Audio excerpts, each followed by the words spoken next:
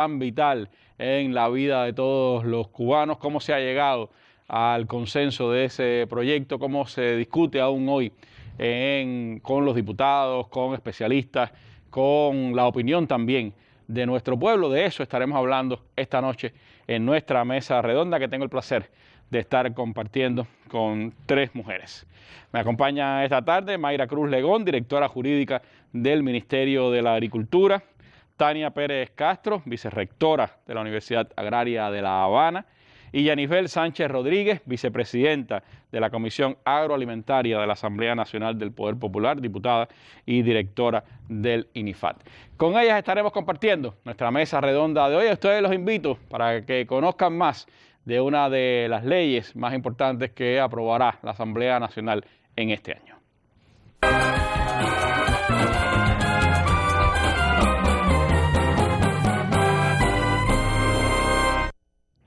Antes de entrar en el interesante tema de esta tarde, vamos, como es habitual, a nuestra sección La Noticia del Día. Han continuado los combates en Ucrania.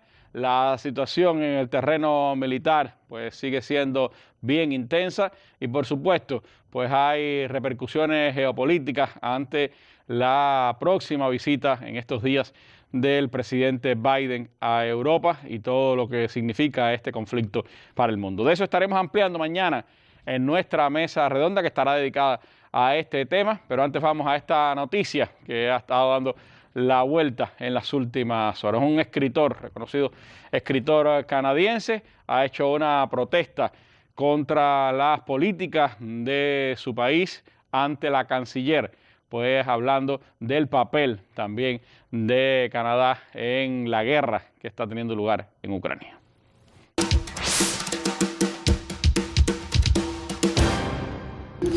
Stop escalating the war. Stop sending arms. Why didn't you push Kyiv to sign the Minsk Accord? Why no to NATO? Shame on you. You're going to push us to World War III. Shame on you. No to war. No to escalation.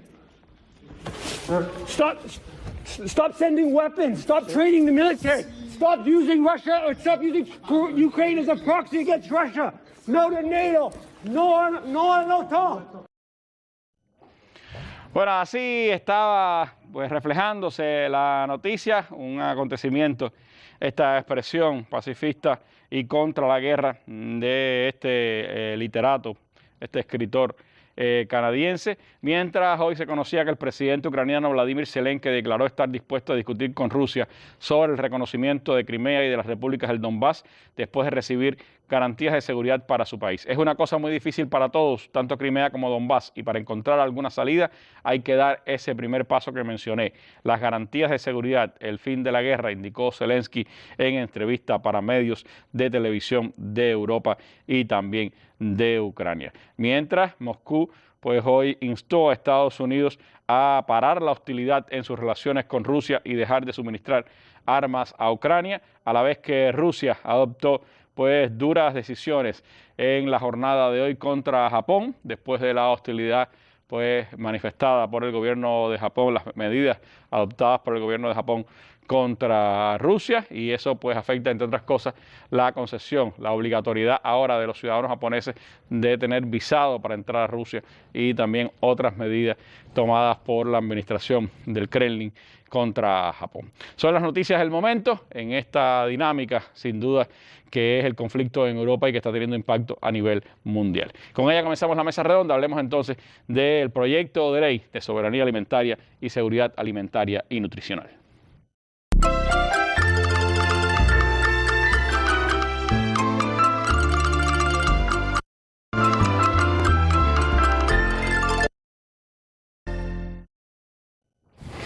Bueno, como señalamos en nuestra introducción, en su próxima sesión, de las tres que tendrá este año, al menos planificada, la Asamblea Nacional del Poder Popular, uno de los proyectos de leyes que estará en discusión es este proyecto de ley de soberanía alimentaria y seguridad alimentaria y nutricional. Un tema del que mi colega Relín Rodríguez Deribé estuvo hablando recientemente acá en este espacio con el reconocido escritor y también pues teólogo brasileño Frei Beto, quien es un asesor, un poco auspicia todo este proceso de educación en esos términos, en esos temas en Cuba. Pero ¿para qué es necesaria una ley de soberanía alimentaria y de seguridad alimentaria y nutricional? ¿Cuáles son pues las inquietudes, los preceptos que llevaron a conformar este proyecto de ley? Sobre eso me gustaría que una jurista, la directora jurídica del Ministerio de Agricultura, Mayra Cruz, pues nos hablara precisamente de cuál ha sido el camino para llegar hasta este proyecto. Buenas tardes, Randy y demás colegas, y también para los televidentes y radioyentes que nos escuchan. Es de vital importancia comenzar nuestra intervención reflexionando precisamente sobre la importancia del proyecto de ley de soberanía alimentaria y seguridad alimentaria y nutricional para nuestro país. Y precisamente comenzar por aquí porque muchos pueden estarse preguntando ahora mismo por qué es necesario aprobar una ley de soberanía alimentaria y seguridad alimentaria y nutricional en Cuba ahora. ¿De qué va esta ley? ¿Cuáles son los temas más fundamentales que la misma trata? ¿Se trata de un documento más? ¿Se trata de comisiones más? ¿En qué va a repercutir en la alimentación de los ciudadanos cubanos? ¿Puede una ley resolver los alimentos? Efectivamente. Entonces, por eso creo que es esencial comenzar reflexionando sobre estas cuestiones. En correspondencia, resolver los temas relativos a la soberanía alimentaria, a la seguridad alimentaria y nutricional, por supuesto que requiere medidas de índole económico, productivas, sociales, ambientales, pero también medidas legislativas. Y en este sentido, en el escenario internacional, también nos marcan y nos llevan a reflexionar sobre la importancia de aprobar una norma de este tipo para la protección efectiva del derecho a la alimentación. En América Latina y el Caribe podemos encontrar en distintos ordenamientos jurídicos leyes que regulan estas materias, por ejemplo en Brasil, Nicaragua, República Dominicana. Hemos estudiado también estos proyectos de norma y otros que están en el derecho comparado de países de la región y también de países de Europa. En el caso de nuestro país, la vigente Constitución de la República establece en el artículo 77 el derecho a la alimentación que poseen todos los ciudadanos cubanos, un derecho a la alimentación sana y adecuada, y me atrevo a decir que es un reconocimiento expreso que hace nuestra Constitución de forma avanzada, porque no todas las constituciones a lo largo y ancho del mundo refieren de forma expresa el derecho a la alimentación como un derecho humano fundamental. La nuestra lo hace. Y esta es la primera razón por la que la ley de soberanía alimentaria y seguridad alimentaria y nutricional debe dictarse, porque de lo contrario nos encontraríamos con un precepto constitucional, este artículo 77 y también el artículo 78, que habla sobre el derecho que tenemos a consumir bienes y servicios de calidad y que no atenten contra nuestra salud. Estaríamos previendo dos artículos constitucionales que luego no tendrían un respaldo en una ley específica, una ley que desarrolle estos preceptos. Por tanto, esta norma es, por supuesto, una norma de desarrollo constitucional.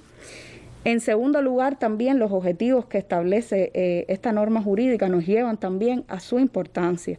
Se trata de una norma que va a establecer el marco jurídico general para alcanzar la soberanía alimentaria, para fortalecer la seguridad alimentaria y nutricional, que es un mandato constitucional que tiene nuestro Estado, y también, por supuesto, todo esto en pos de garantizar la seguridad, el derecho a la alimentación de todos los ciudadanos cubanos. Lo que está pasando ahora mismo, Mayra, con el tema de los alimentos, en medio de esta guerra, la subida estrepitosa de los precios, lo que eso significa para la seguridad alimentaria mundial, nos da una medida de la importancia que tiene para nosotros poder apertrecharnos de instrumentos que conduzcan a ese objetivo futuro de una seguridad alimentaria del país, que también es seguridad nacional. Es efectivamente, y para eso también la ley, entre sus objetivos, también está que ordena los sistemas alimentarios locales soberanos y sostenibles, para que estos puedan articular de forma intersectorial, institucional, todos los procesos relativos a la producción, transformación, comercialización, hasta el consumo de los alimentos. ¿De qué viene la ley? Ciertamente la ley no nos va a dar más alimentos en el plato ni mañana ni cuando se entre en vigor una vez publicada en la Gaceta Oficial de la República, pero sí la ley nos va a dar herramientas, estrategias, medidas que pueden fortalecer estos sistemas alimentarios locales, la autonomía municipal, la descentralización de competencias, que sabemos que son procesos que tienen una fuerte incidencia a partir de la promulgación de la Constitución de la República.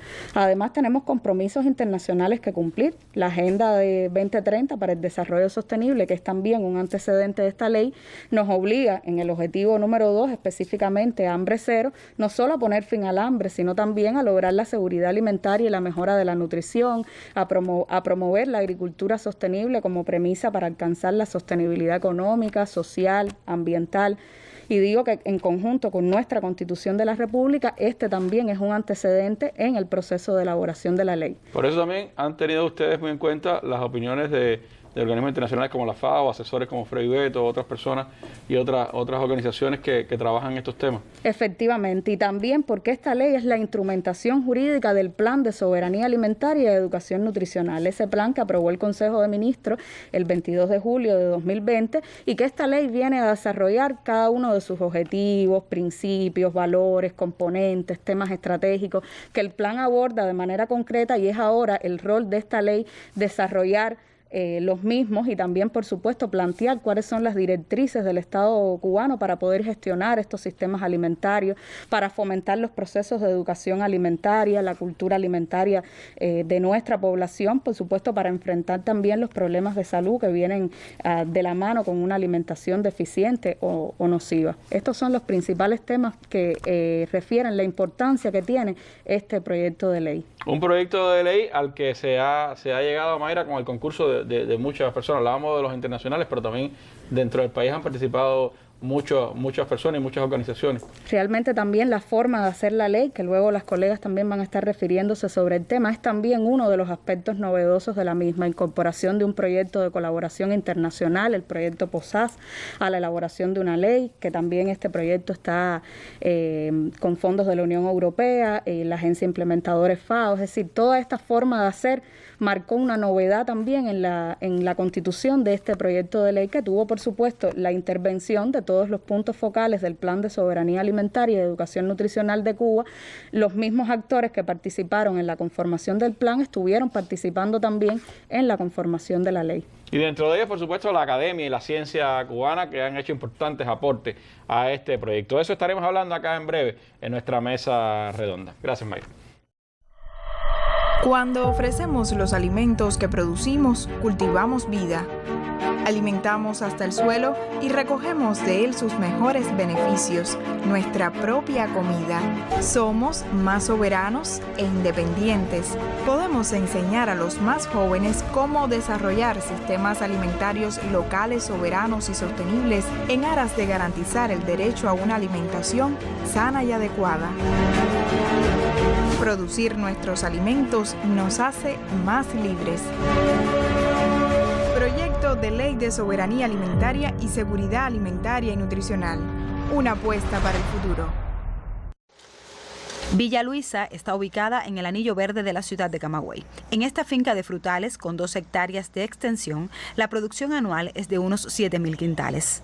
Allí confluyen eficiencia, calidad de los procesos y amor a la tierra. Le entregamos a Copio 27 toneladas y pico, más o menos 27.2 toneladas. Le hicimos varias donaciones a los hospitales y vendimos una parte, venta a la población directo. Ya tenemos 4.000 plantas de frutabomba sembradas ya, que ya están iniciando la producción. Hay 1.500 matas de mango, 160 mamey floreciendo, mamey colorado de injerto, 700 de aguacate, 900 de guayaba. También se dedica aquí un espacio a los cultivos varios con un tratamiento óptimo. Yolanda es el corazón de este lugar, su propietaria y quien además trabaja por verlo crecer. Mis procedencias son de campesinos, mi papá era campesino de referencia y siempre me gustó. Y la necesidad del país también, sabemos que se necesita producción y no tenemos hora para trabajar. La agricultura es del momento, la estrategia y de trabajo. No se puede perder un instante, un minuto, un momento. Es clave, es decisivo. Aplicar los abonos orgánicos, los biopreparados, los biofertilizantes, mantener ese ciclo.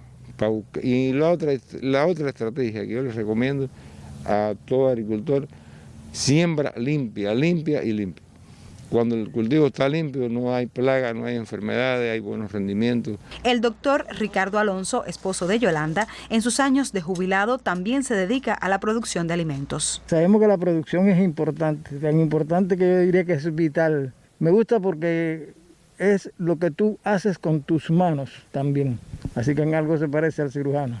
12 años de existencia tiene esta finca. Constituye un ejemplo de cuánto puede lograrse aplicando ciencia y con un correcto cuidado de los cultivos. Yo siempre digo que se puede y soy muy optimista En la vida yo he triunfado porque yo soy muy optimista. Aunque yo vea que es casi imposible, digo que sí se puede. Si no lo hemos logrado todo, porque aún no estamos satisfechos, porque sé que podemos hacer más, lo hemos intentado. El trabajo arduo nutre el lugar y el amor lo fortalece. En Camagüey, Yeter Palmero, Sistema Informativo de la Televisión Cubana. Como decíamos, para llegar al consenso de este proyecto de ley han influido muchos factores, organismos que tienen que ver, por supuesto, con la seguridad alimentaria del país, pero también la ciencia en Cuba, que tiene un desarrollo muy importante en el ámbito de la alimentación y en el ámbito de la agricultura. Por eso esta tarde está con nosotros la doctora Tania Pérez Castro, vicerrectora de la Universidad Agraria de La Habana, una de las instituciones más prestigiosas de nuestro país en este campo. Y me gustaría, doctora Tania, que nos hablara precisamente de ese aporte de la ciencia, de la academia, a este proyecto de ley, hacia dónde se ha encaminado el trabajo, cómo ha sido la relación entre la academia y los decisores, los organismos que tienen pues impacto en esta tarea. Bueno, buenas tardes, Randy, y buenas tardes a todos. Bueno, ante todo, muchas gracias por la oportunidad de socializar nuestras experiencias de trabajo en este tema. Bueno, creo que antes de empezar a ver exactamente esa relación entre las universidades, creo que es necesario resaltar que desde el inicio del proceso de redacción del proyecto de ley de soberanía alimentaria y seguridad alimentaria y nutricional, este se caracterizó en su novedad por ser muy participativo, una amplia participación. Esta participación fue tanto intersectorial como interinstitucional e interdisciplinaria. Y como ya había explicado Mayra, fue basado en el trabajo que anteriormente se había logrado con el Plan de Soberanía Alimentaria. En este trabajo participaron representantes, actores de muchos organismos, de organismos de la Administración Central del Estado, de organizaciones superiores de dirección empresarial, 27 entidades, 11 organizaciones de la sociedad civil, productores, académicos e investigadores de instituciones científicas y, por supuesto, las universidades. Todos ellos como parte del punto focal del Plan SAN que ya habíamos venido trabajando. En el caso específico de las universidades, se trabajó en estrecha relación con la Dirección Jurídica del Ministerio de la Agricultura, con un mayor protagonismo en el equipo de redacción nacional de la Universidad de La Habana y de la Universidad Agraria de La Habana. Pero se hicieron consultas a todas las universidades del país sobre los capítulos, sobre los artículos, sobre todo lo que estaba en la norma del proyecto, donde fueron muy debatidos lo concerniente a diversos temas, principalmente el marco regulatorio, las pérdidas y desperdicios de alimentos, un tema muy importante. A nivel mundial es una de las cosas que hoy más se debate en medio de las circunstancias en las que estamos, ¿no? Exactamente.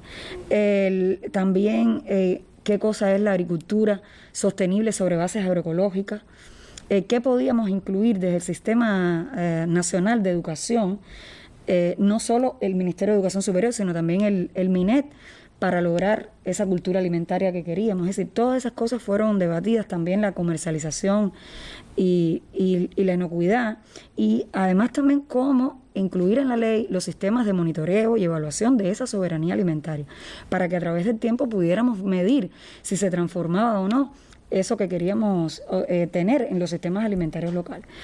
Entonces, esto constituyó un rico intercambio entre todos los expertos de todas las universidades, y no solo de las universidades, sino también de los centros de investigación que pertenecían al Ministerio de la Agricultura y al Ministerio de Educación Superior. Y además, este intercambio se hizo bajo una fuerte situación con relación a la pandemia. Claro. Y de esta manera tuvo que hacerse en dos variantes. Tuvo que hacerse con la presencialidad que nos permitía la COVID y también virtual. Y esto influyó, pero no se detuvo el trabajo. Imagino que con el carácter de ser una ley, en esos equipos de consulta hayan estado tanto expertos en la materia agrícola, la materia alimentaria, como en la materia jurídica también, ¿no? Exactamente.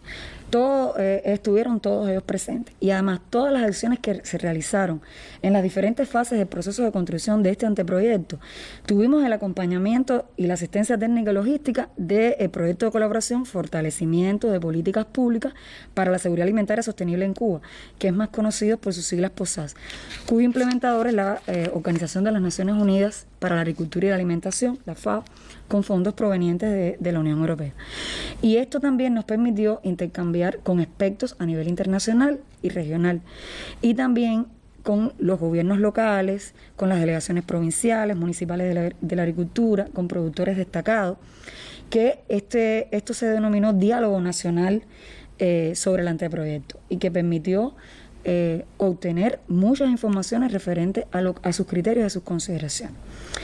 Para esta construcción, además, fueron también socializados esos postulados que tenía el proyecto de ley en el sitio web oficial del Ministerio de la Agricultura, para que las personas que lo desearan vertieran sus consideraciones, pudieran decir si querían una modificación, una eliminación o una adición a algún artículo, a algún capítulo de la ley.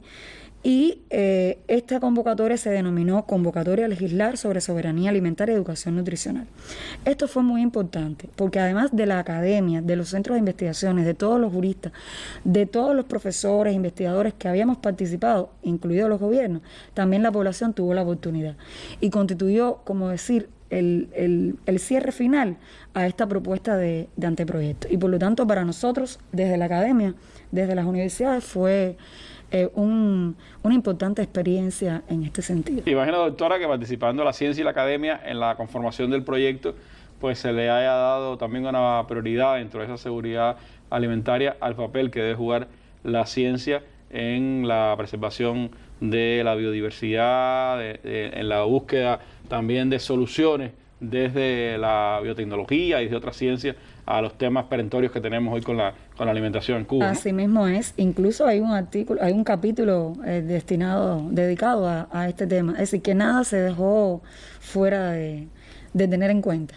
Sí, así es. ¿Han estado ustedes también participando en este proceso de análisis ahora del propio proyecto de ley? Sí, como no, las universidades, hay una experiencia muy buena con la Universidad de Pinar del Río, en el gobierno local, es decir, que ha sido muy rica y se ha debatido con productores de muchas provincias que han fortalecido y ha dado sus criterios para el anteproyecto de ley. Muy bueno. Bueno, pues, ¿qué cosa es lo que trae de nuevo este proyecto de ley? ¿A qué apunta fundamentalmente lo que se va a presentar a la Asamblea Nacional? De eso estaremos hablando en breve en esta mesa redonda. Sigan con nosotros.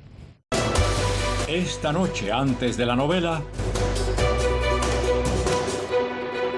Algún que otro odiador suele preguntarnos en redes sociales si nuestra postura es honesta.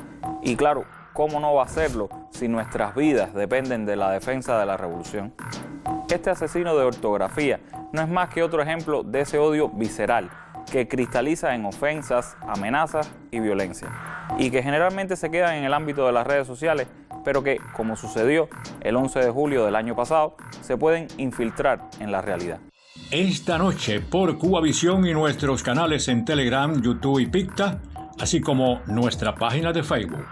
Retransmisión mañana miércoles en la revista Buenos Días y por Cubavisión Internacional. Esto es Con Filo, un espacio para mostrar con todos sus matices las noticias, los hechos, las matrices de opinión que circulan en los medios y en las redes sobre la realidad cubana. Vamos a rasgar la costura de la manipulación mediática y adentrarnos en la arista filosa de los acontecimientos.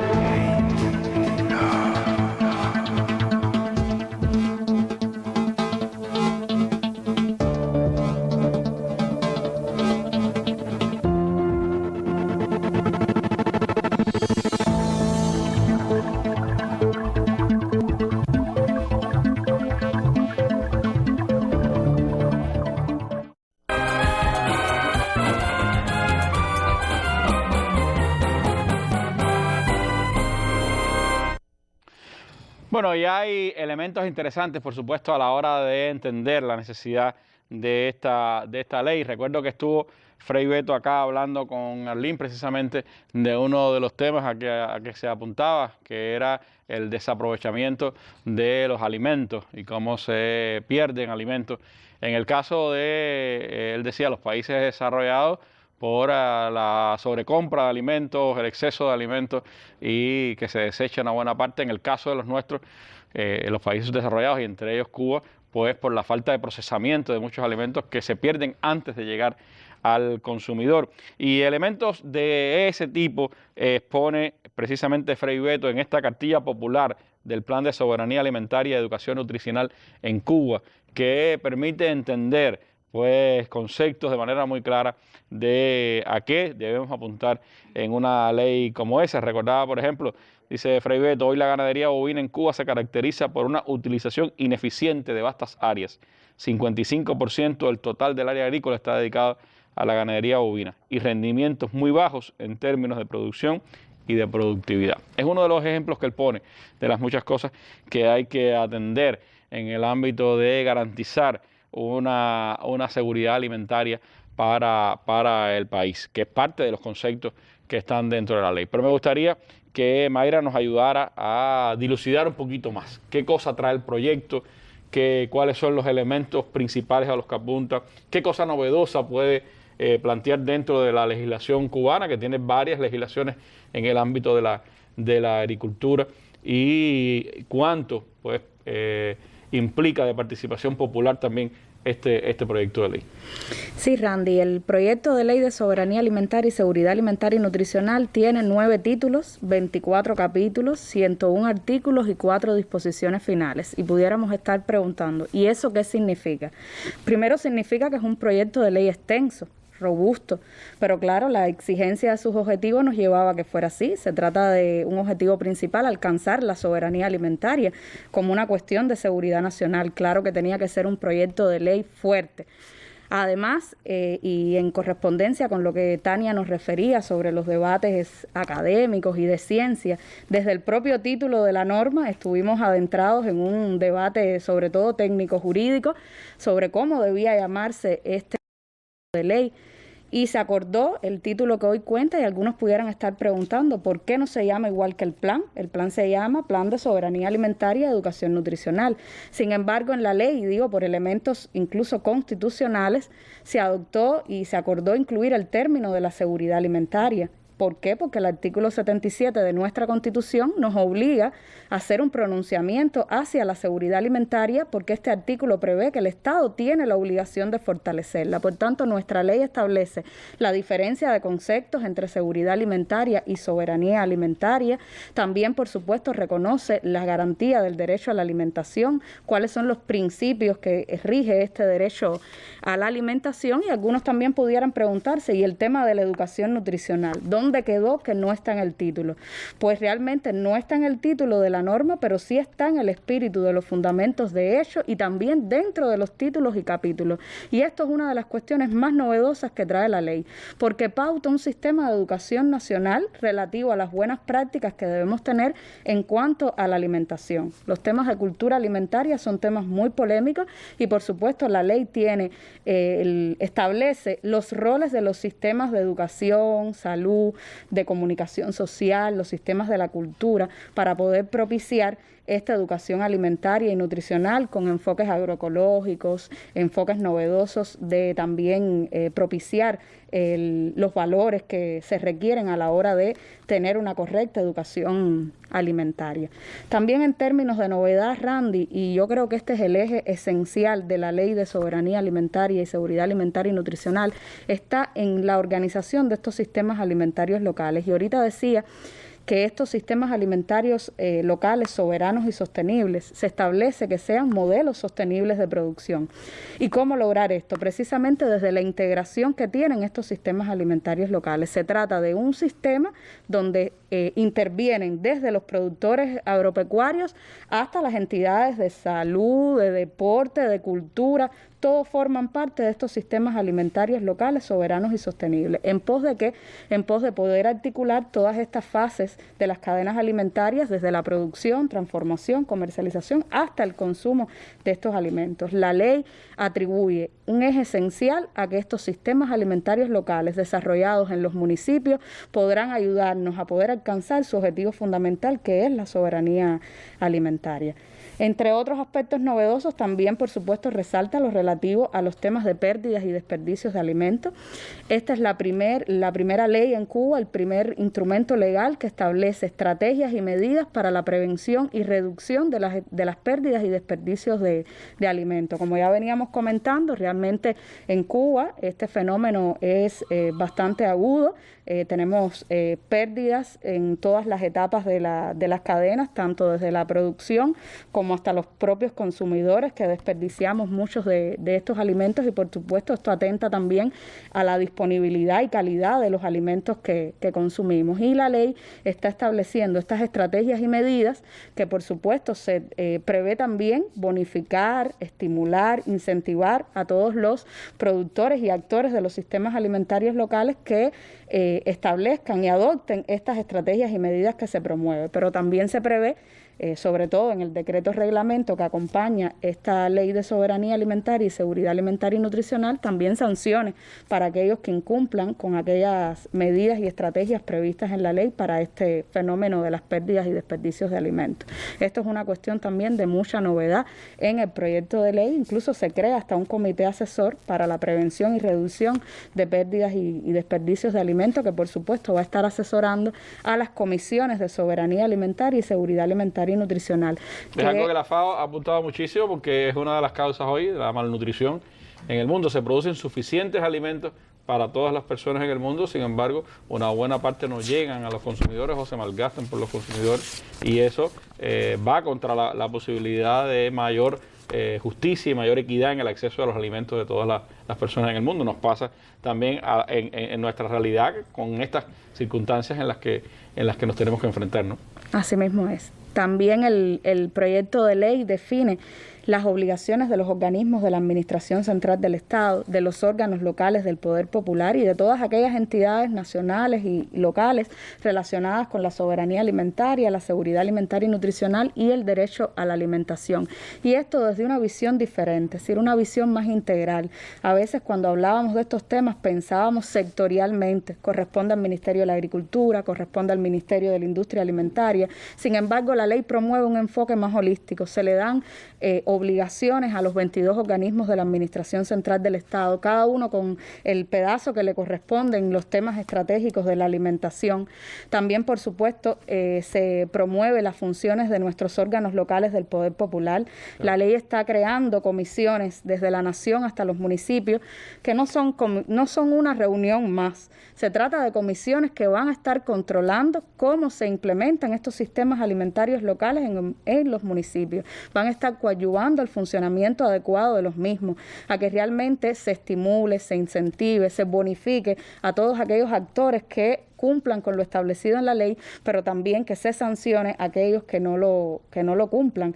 Y la ley también está previendo, por supuesto, mecanismos para el acceso a la justicia, a los tribunales, para los reclamos relativos al derecho a la alimentación como derecho humano fundamental. Y eso le viene en consonancia con el papel que se le da en nuestra Constitución a los territorios, el papel que tienen que jugar los municipios, y a la vez también refleja ese otro elemento del que hablabas, de la pérdida de alimentos. Uno de los problemas que tenemos es no tenemos suficiente industria ni suficiente mini-industria para poder procesar muchos de esos alimentos que se pierden entonces en la cadena. Bueno, cómo también organizar estrategias, redirigir esfuerzos en ese sentido, ¿no? Tanto a nivel nacional con la gran industria como a nivel territorial con la pequeña y mediana industria, ¿no? Es así, Randy, por eso la ley promueve este enfoque hacia la localidad, porque esas buenas prácticas que surjan en los territorios, que sabemos que existen en cuanto no solo a los temas relativos a las pérdidas y desperdicios de alimentos, sino también a la agricultura sostenible sobre bases agroecológicas, nuestros productores tienen muchas iniciativas. Entonces, la ley está promoviendo que estas comisiones a nivel municipal, que estos sistemas alimentarios logren estar propiciando estímulos a aquellos productores sectores que también adopten estas estrategias, medidas, esta agricultura sostenible a la que está apuntando el proyecto de ley. Y también en correspondencia con los intercambios con las instituciones académicas, las universidades, la ley también tiene una carga fuerte en promover enfoques modernos, sobre todo enfoques relativos a las cuestiones referentes a una salud, a los enfoques de cadena, a los enfoques de gestión de riesgo de estas cadenas, enfoques preventivos, educativos, y apunta también hacia el cumplimiento de los principios del derecho a la alimentación, no solo para esta ley, sino ahora a partir de que la norma entre en vigor, hacia todas las políticas, planes, normas jurídicas que se establezcan en torno a la alimentación. Es decir, vendría siendo una norma sombrilla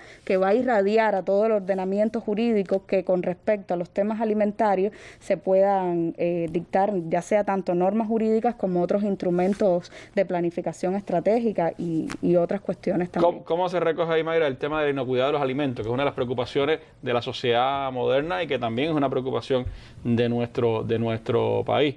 ¿Hacia dónde enfoca la ley ese tema?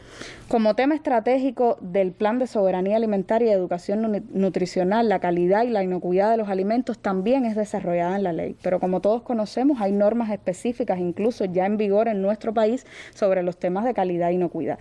Pues entonces, ¿qué viene a hacer la ley? Por supuesto, primero mandatar el cumplimiento de estas normas, que son normas correctas, atinadas, y además apertura a este rol que tienen las comisiones municipales para poder velar por el cumplimiento de esta calidad e inocuidad en los sistemas alimentarios. Habla sobre la trazabilidad que deben tener nuestros productos alimenticios y todas las cuestiones relativas al cumplimiento de la normativa en cuanto a calidad, inocuidad, para poder tener estos productos alimenticios también incluso con aceptación cultural para el consumo de los mismos. Un correcto cumplimiento entonces de ese proyecto de ley ya convertido en ley indicaría exigencias importantes para los productores y para los comercializadores de alimentos en particular. Efectivamente, tiene obligaciones en los procesos de transformación y comercialización de alimentos. Se prevé incluso un título relativo también a este eje estratégico y muy en relación con esto también el tema de la movilización de los recursos locales. Es decir, la ley está promoviendo lograr todas estas metas de soberanía alimentaria, de seguridad alimentaria y nutricional con los recursos que tenemos en nuestra localidad. Y por supuesto traza diferentes estrategias que los actores de los sistemas deben estar siguiendo, que incluyen el rol del comercio exterior, de la inversión extranjera en el sector alimentario, y esto también es una novedad del proyecto de ley. Mirando entonces para un despliegue exitoso de esta ley una vez sea aprobado, ¿cuánto implica entonces de participación popular, es decir, de esfuerzo colectivo en función de este objetivo, que es prioridad, está entre los ejes estratégicos de desarrollo del país hacia el 2030 y en adelante? Pasa, por supuesto, el tema de la producción de alimentos. Esto viene a darle cuerpo también a esa proyección estratégica, pero ¿cuánto implica de participación popular? Es así, Randy, es muy importante la participación de nuestra población, no solo ahora que estamos construyendo el proyecto de ley y donde tienen también la posibilidad de revisarlo, de interactuar con el equipo redactor y estar exponiendo sus criterios, sino también una vez que la ley se apruebe y entre en vigor, en el funcionamiento de estos sistemas alimentarios. Nuestra sociedad civil forma parte de los sistemas alimentarios locales y tiene una fuerte responsabilidad social para el cumplimiento de los objetivos que traza la ley, sobre todo los relacionados con este derecho a la alimentación que el Estado está obligado a garantizar. Bueno, ahí está, por supuesto, los basamentos fundamentales de la ley. Hay que leérsela, hay que buscar elementos también para poder definir el alcance, poder entender el alcance de una ley como esta, que, como decía Mayra, no es la que va a resolver el problema de los alimentos. Eso hay que resolverlo todos los días en la producción.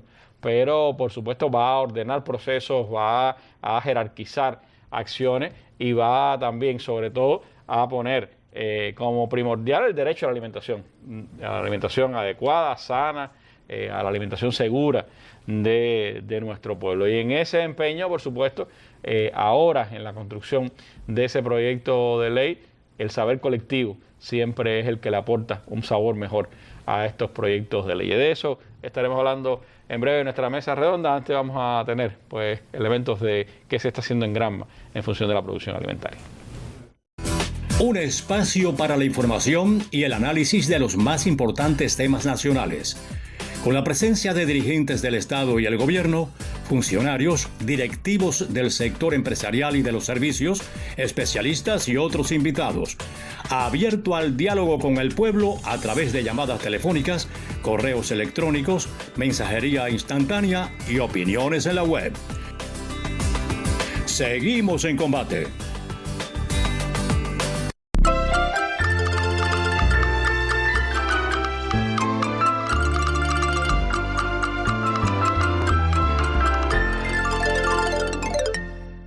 Ante la necesidad de contribuir desde todos los espacios con la producción de alimentos, los granmenses aprovechan los alrededores de sus viviendas, pequeñas parcelas, vasijas inutilizadas en casa, patios y azoteas para producir condimentos frescos, vegetales y otros alimentos. Nosotros empezamos esto en marzo, ¿no? Al inicio de la pandemia, ¿no?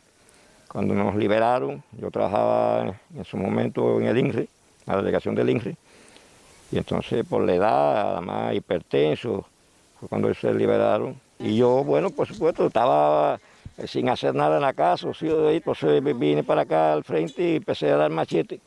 Y bueno, pues entonces me seguí embullando. Entonces lo primero que sembré fue, limpié la parte de adelante y sembré calabaza. Me motivé a cultivarlo porque realmente las viandas están escasas, hay que salir a comprarlas, y yo teniendo un pedazo que no hay que salir a comprar las viandas, pues yo sembré aquí mis plátanos, para el consumo, ¿viste? Ají, siembro mi cilantro, mis pepinos, frutas. Para depender menos de la placita del Estado y obtener resultados. Aquí siembro calabaza, cilantro, cebolla, frijol caballero. En época de tomate siembro tomate y siempre veo resultados. Lo que ahora puede pensarse como una iniciativa de estos tiempos es una costumbre de siempre que tal vez se perdió un tanto, en la que los vecinos decidían tener a mano lo que necesitaban en el hogar. Primeramente hay que preparar bien el terreno, moverlo, por supuesto tratar de poner buena semilla para que pueda y atenderlo, darle las tensiones culturales que lleva, ¿no?, el cultivo, y es lo que hemos estado haciendo. Uno nunca debe de cansarse. Entre más viejo, hay que echar más para adelante para darle el ejemplo a la juventud, porque si no, imagínate tú, ¿qué vamos a hacer? Poco a poco, con pequeños consejos, quienes nunca habían sembrado absolutamente nada, se han convertido en pequeños agricultores. De esta manera, los vecinos mejoran el plato de cada día y contribuyen desde su pedacito en la comunidad con la economía del país. Cualquiera puede hacerlo. En un pedazo de terreno que tenga, en una azotea, lo que tiene que... La agricultura es con amor, aparte de lo que lleva técnicamente. Dedicarle a la planta, porque la planta no espera por ti. Tú tienes que atenderla a ella cuando ella te exige lo que te pide. Es como en la vida social. Tú necesitas comer, come. La planta igual, la planta necesita un plaguicida, lo necesita una germinación, lo necesita. Y entonces lo puede hacer, si se lo propone. Desde Granma, Lisette Márquez, Sistema Informativo de la Televisión Cubana.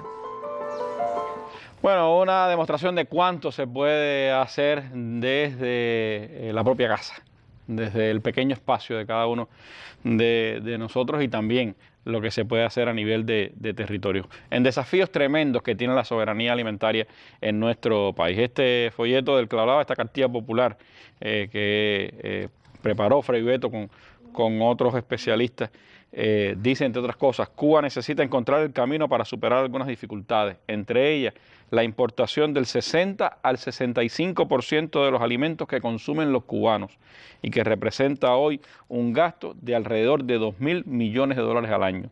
La industria procesadora produce unos 2 millones de toneladas de alimentos al año, cifra muy inferior a la demanda interna de la población. Eso presiona sobre la balanza comercial al demandar mayores importaciones de alimentos. Las tareas domésticas limitan el tiempo disponible de las mujeres para realizar actividades físicas. Eso contribuye a explicar el diferencial en sobrepeso y obesidad entre hombres y mujeres.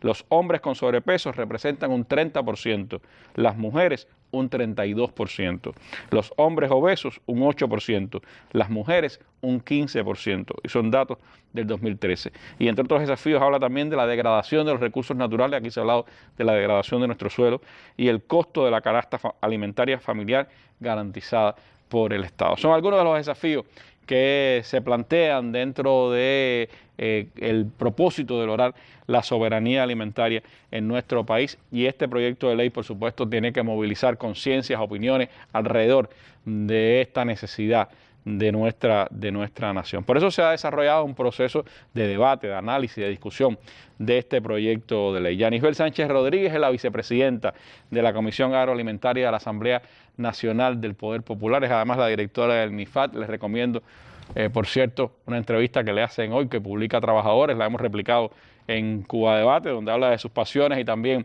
de su trabajo ahí al frente del MIFAD. Yanisbel, ahora como diputada, ¿cómo ha sido este proceso de preparación de los diputados, de otros actores para el proyecto de ley? ¿Cuánto se ha enriquecido durante este debate? ¿Cómo se prevé el proceso hasta que llegue en las próximas semanas a la Asamblea Nacional?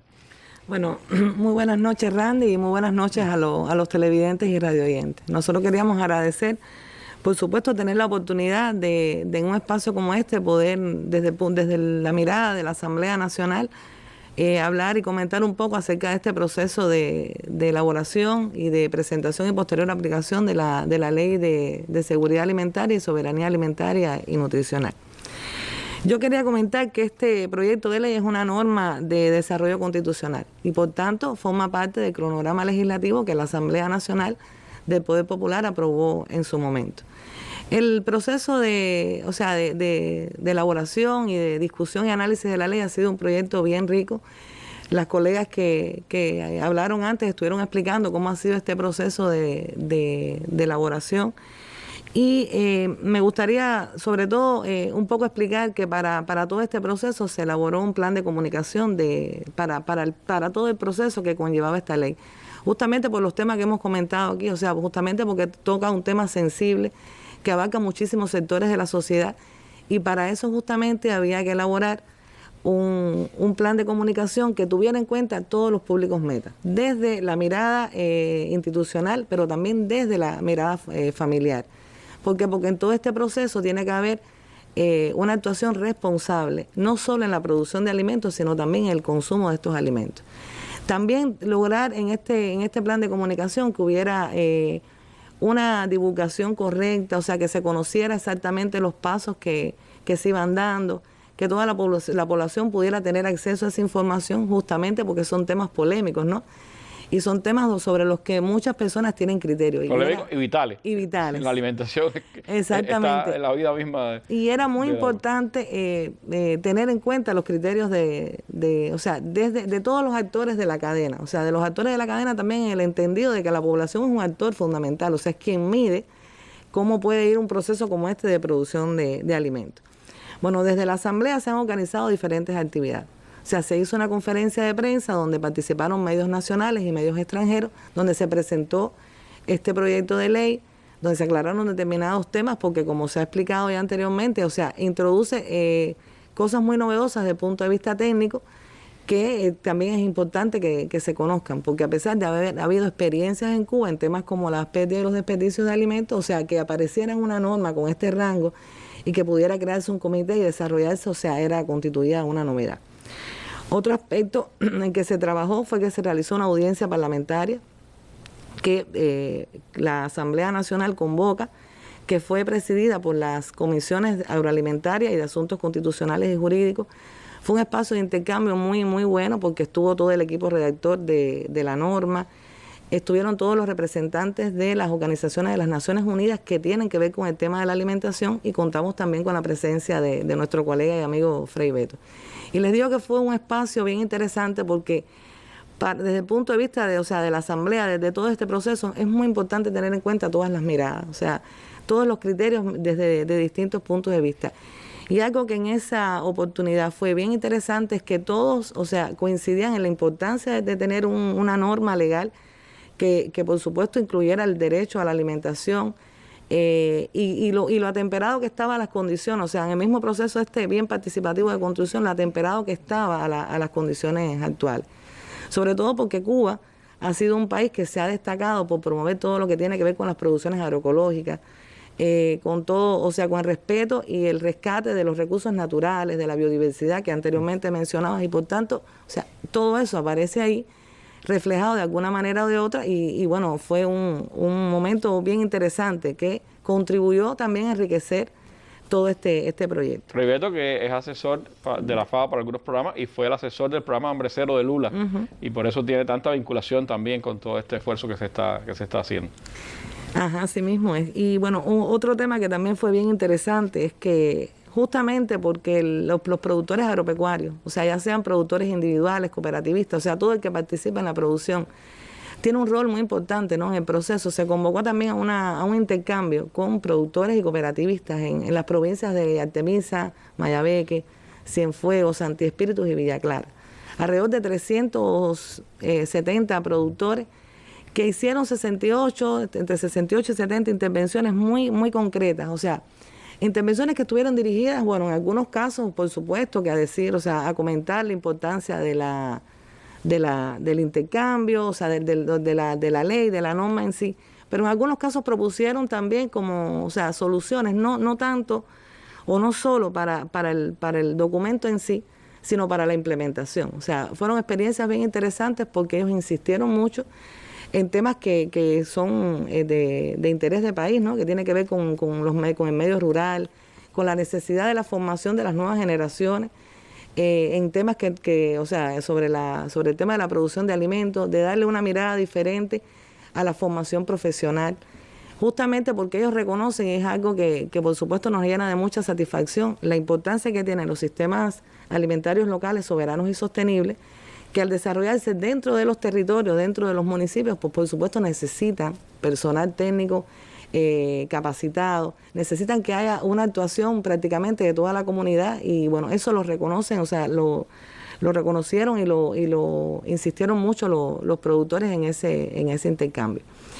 Y bueno, tenemos previsto ya, en lo que queda de marzo y en el mes de abril, ya hacer la presentación, discusión, análisis de este proyecto de ley con los diputados, a través de videoconferencia, de todas las maneras posibles, ¿no?, para poder también tener todos los criterios que, a partir del propio trabajo que hacen los diputados en sus territorios, tienen, determinadas inquietudes e información que han levantado desde la base, que pueden compartir con el equipo redactor de la ley.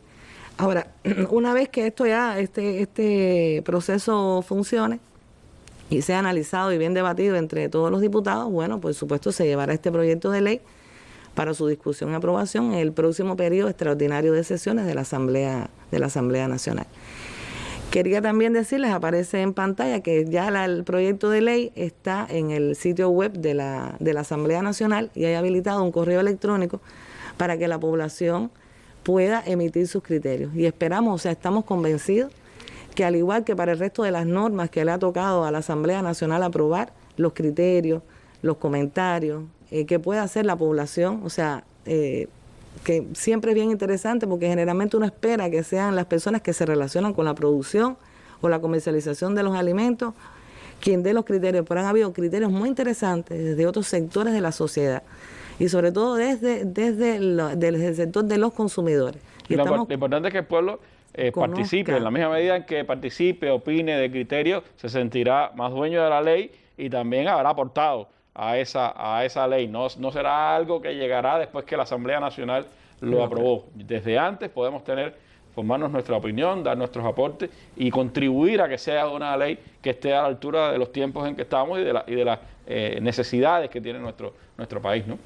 Justamente eso, todo lo que aparezca, lo que la población pueda comentar, siempre contribuye a enriquecer. O sea, siempre contribuye a enriquecer y sobre todo para lograr, como hemos dicho desde el principio, o sea, esas miradas diferentes, ¿no? Esos criterios y, por supuesto, lograr el objetivo que Mayra decía al principio. O sea, el objetivo fundamental de la ley es alcanzar en algún momento la soberanía alimentaria y también fortalecer la seguridad alimentaria y nutricional que tanto necesita la población cubana.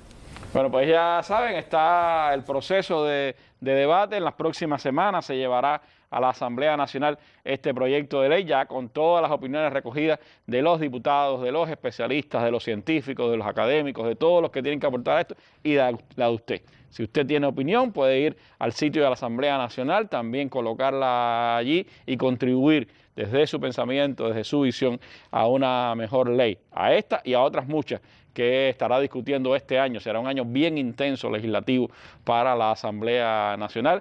Ya hemos ido presentando algunos de los proyectos, otros los haremos a lo largo de este año para que usted tenga información sobre ellos. Bueno, les agradezco muchísimo a ustedes tres haber compartido con nosotros hoy la mesa redonda. Espero que haya servido también de incentivo para que nos informemos más sobre un tema tan crucial y, por supuesto, aportemos también a esa imaginación colectiva del país que nosotros queremos y que pasa precisamente, entre otras cosas, también por garantizar la alimentación de nuestra sociedad. Gracias a ustedes y nosotros nos vemos mañana en una nueva mesa redonda. Estaremos siguiendo el conflicto en Europa y el impacto que tiene a nivel mundial. Nos vamos con nuestras imágenes del día. Descubrieron en Egipto 5 nuevas tumbas faraónicas y con estas imágenes nos despedimos. Buenas noches.